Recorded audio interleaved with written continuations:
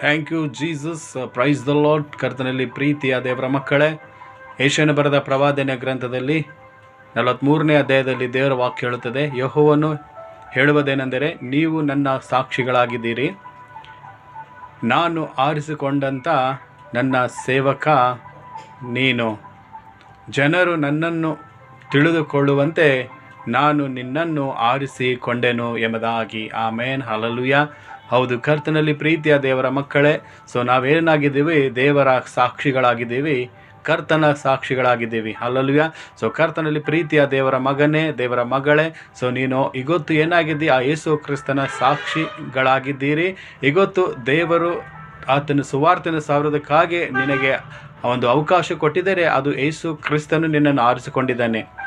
ದೇವರ ಮಗ, ದೇವರ ಮಗಳೇ, ಇವತ್ತು ದೇವರು ನಿನಗೆ ಆರಿಸಿಕೊಂಡಿದ್ದಾಗ ದೇವರು ನಿನ್ನನ್ನು ಹೆಚ್ಚಾಗಿ ಆಶೀರ್ವಾದ ಮಾಡುವರು.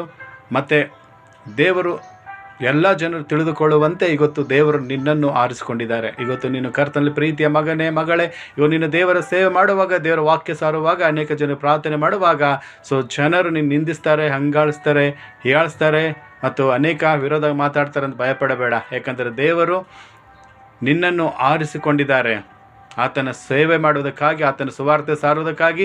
ಇಡೀ ಲೋಕವೆಲ್ಲ, ಇಡೀ ಪ್ರಪಂಚ ನನ್ನನ್ನು ಯೇಸು ಕ್ರಿಸ್ತನೇ ದೇವರೆಂಬ ತಿಳಿದುಕೊಳ್ಳಬೇಕು ಎಂಬುದಾಗಿ ನಿನ್ನ ಮುಖಾಂತರ ಜನರಿಗೆ ಸೃಷ್ಟಿಕರ್ತನ ಯೇಸು ಕ್ರಿಸ್ತನೆಂಬುದಾಗಿ ಎಲ್ಲ ಜನರು ನಂಬುವಂತೆ ದೇವರ ಮಗನೇ, ದೇವರ ಮಗಳೇ, ಇವತ್ತು ದೇವರು ನಿನ್ನನ್ನು ಆತನ ಸೇವಕನಾಗಿ, ಸೇವಕಿಯಾಗಿ ದೇವರು ಆರಿಸಿಕೊಂಡಿದ್ದಾರೆ. ಅದಕ್ಕೆ ಭಯಪಡದೆ ಧೈರ್ಯವಾಗಿ ನೀನು ದೇವರ ವಾಕ್ಯವನ್ನು ಸಾರುತ್ತಾ ಆತನ ಮಹಿಮೆಯನ್ನು ಹೊಂದಿಕೋ ಎಂಬುದಾಗಿ ನಾವು ದೇವರ ವಾಕ್ಯದಲ್ಲಿ ನೋಡ್ತೇವೆ.